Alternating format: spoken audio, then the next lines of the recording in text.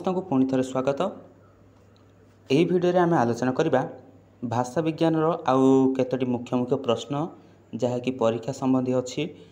प्रथम 3टी प्रश्न आम आलोचना करते से 3टी प्रश्नर भिडियो जब आप देखी ना तेरे मुझे भिडियोर लिंक मुझे डेस्क्रिप्शन में देदेवी और मुझे पुणी कमेंट बॉक्स में पिन करदेवी आपड़ से देखने। तेबे आज ये भिडियो अच्छी वर्तमान भिडियो रे प्रश्न 4 मानस्वर, प्रश्न नंबर 5 ओडिया भाषा शास्त्रीय मान्यता प्राप्त करी आउ प्रश्न नंबर 6 अर्थ परिवर्तन। तेबे प्रथम प्रश्न नंबर 4 देखि नबा मानस्वर कौन। मानस्वर होछि जेउ भाषिक ध्वनिर उच्चारण समय वायु प्रभाव गलविह बा मुख विहरर कौनसी ठारे बाधा पाए नाही ताहा होछि स्वर ध्वनि। मानस्वर बुझा आगे प्रथम स्वर ध्वनि विषय बुझंतु।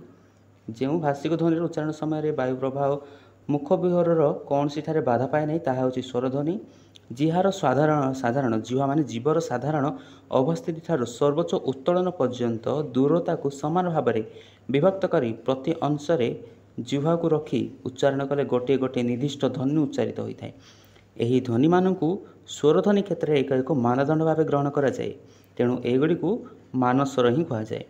सर्वप्रथमे लंडन विश्वविद्यालय भाषा तत्वविद प्रोफेसर दानिएल जोन्स यार परिकल्पना करथिले। प्रोफेसर मतरे यही मौलिक स्वरध्वनि गुड़िक कौन सी भाषार स्वरध्वनि मानकर उच्चारण प्रक्रिया को साम्यक भाव निर्धारित करिथाए। प्रथम आप जानीपारे मानस्वर कौन। मानस्वर प्रथमतः निर्माण करा जाइछि जिह्वार अवस्थिति और ओष्ठर अवस्थिति को निर्धारण करने। द्वितीय प्रश्न होछि ओडिया भाषा शास्त्रीय मान्यता प्राप्त। भारत सरकार आंचलिक भाषा मानकर विकास कल्पे 2004 मसीह शास्त्रीय भाषा मान्यता प्रदान उद्देश्य एक अधिसूचना प्रकाश करथिले। मन रखंतु 2004 रे प्रकाश करथिले। शास्त्रीय मान्यता लाभ करने को जाउतबा प्रादेशिक भाषा मानकर निम्न 4 प्रकार वैशिष्ट्य रही। से 4 प्रकार वैशिष्ट्य मुझे आपको कहूँ, आपड़ ताको नोट करनियंतु वीडियो को पुश करके। प्रथम शर्त कौन अच्छी अर्थात ये जो शर्त गुड़ाक मान्यता मान शर्त जहाद्वारा कि कौन सी भाषा शास्त्रीय मान्यता पाइबार योग्य होता है। प्रथम शर्त होची शास्त्रीय मान्यता दाबी करुवा भाषाभाषी जातिर अन्योन्य अर्थात से 1500 रु 2000 वर्षर लिपिबद्ध होता इतिहास और संस्कृति मध्य रही निहाती दरकार। प्रथम शर्त कह जे शास्त्रीय मान्यता करने को जाउतबा भाषाभाषी जाति अन्योन्य भाव 1500 रु 2000 वर्षर लिपिबद्ध इतिहास एवं संस्कृति ता पाखे रहिबा आवश्यक।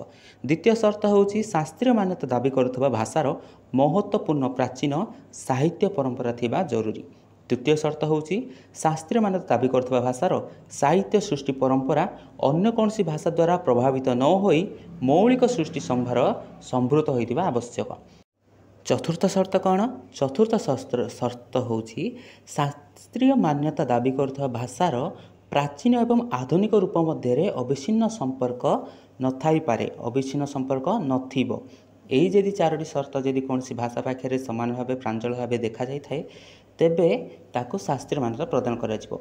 ओडिया भाषा उपयुक्त शर्त गुड़ी पूरण कले शास्त्रीय मान्यता पाइबा पक्षे हकदार हेबो। शास्त्रीय मान्यता लाभ करिथिबा भाषा गुड़िक मध्य ओडिया भाषा होची 6ष्ठतम स्थान अधिकार करिछि। एटा निश्चित भाव मन रखंतु नेट रे एवं एसएसबी क्वेश्चन ही आसी थाए।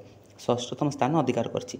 आधुनिक भारतीय आर्य भाषा मानक मध्य ओडिया भाषार स्थान होची प्रथम। आधुनिक भारतीय आर्य भाषा मध्य आधुनिक भारतीय मन रखंतु ओडिया भाषार स्थान होची प्रथम।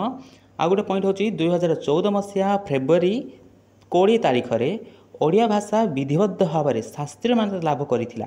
ओडिया इतिहास रे यह एक स्मरणीय घटना अटे। यहाँ पर प्रश्न होची अर्थ परिवर्तन। भाषार अर्थ परिवर्तन प्रथमे देखीदेवा मुझे अल्प किसी कहीदे कहीं संबंध में। तेज शब्द होची भाषार शरीर किंतु अर्थ होची भाषार आत्मा। यही शब्दटा आप निश्चित मन रखु, यहाँ आप एग्जाम देवे निश्चित उचित। अर्थ बिना भाषार कौन सी मुहूर्त नहीं।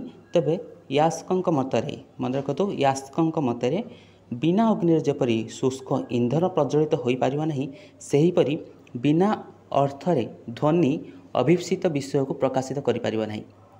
तेबे यही जो रही अर्थ परिवर्तन मो अर्थ परिवर्तन किसी कारण कहीदे। यह आगे आउ गोटे पॉइंट शुणु। अर्थ परिवर्तन भाषा विज्ञान रे सर्वाधिक गुरुत्वपूर्ण परिवर्तन बोली भाषाविद ଗ୍ରେଓ ବ୍ରାମଫିଲ୍ଡ ମତ ଦେଇଛନ୍ତି। କିଏ? ଗ୍ରେଓ ବ୍ରାମଫିଲ୍ଡ। ମନେ ରଖନ୍ତୁ। ତେବେ କାରଣ ଗୁଡ଼ିକ ମୁଁ କହିଦେଉଛି। ପ୍ରଥମ କାରଣ ହେଉଛି, ମନେ ରଖନ୍ତୁ, ଏଇଟା ସବୁ ନୋଟ୍ କରିନିଅନ୍ତୁ, ଧ୍ୱନିତାତ୍ତ୍ୱିକ କାରଣ। ଦ୍ୱିତୀୟ କାରଣରେ ରହିଛି ଶବ୍ଦତାତ୍ତ୍ୱିକ କାରଣ। ତୃତୀୟ କାରଣରେ ରହିଛି ରୂପତାତ୍ତ୍ୱିକ କାରଣ ଏବଂ ପୁନଶ୍ଚ ଶବ୍ଦତାତ୍ତ୍ୱିକ କାରଣ ଏବଂ ଶେଷରେ ରହିଛି ସୁଭାଷଣ। ତେବେ ଆଜିର ଭିଡ଼ିଓରେ ମୁଁ ଆପଣଙ୍କୁ ଆଲୋଚନା କରେଇଲି ମାନସ୍ୱର ବିଷୟରେ, ଓଡ଼ିଆ ଭାଷା ଶାସ୍ତ୍ରୀୟ ମାନ୍ୟତା ବିଷୟରେ ଏବଂ ଭାଷାର ଅର୍ଥ ପରିବର୍ତ୍ତନ ବିଷୟରେ। ତେବେ ବର୍ତ୍ତମାନ ପାଇଁ ଆଜିର ଭିଡ଼ିଓ ଏତିକିରେ ସମାପ୍ତ ହେଉଛି। ନେକ୍ସଟ ଭିଡ଼ିଓରେ ଆମେ ଦେଖା ହେବା କିଛି ନାଟକ, କିଛି ଏକାଙ୍କିକା, କିଛି ଗଳ୍ପ ଏବଂ କିଛି ଉପନ୍ୟାସ ମାଧ୍ୟମରେ। ସେଥିପର୍ଯ୍ୟନ୍ତ ବିଦାୟ ଦିଅନ୍ତୁ ଏବଂ ଆମ ଚ୍ୟାନେଲକୁ ସବସ୍କ୍ରାଇବ୍ କରି ରଖିଥାନ୍ତୁ। ଧନ୍ୟବାଦ।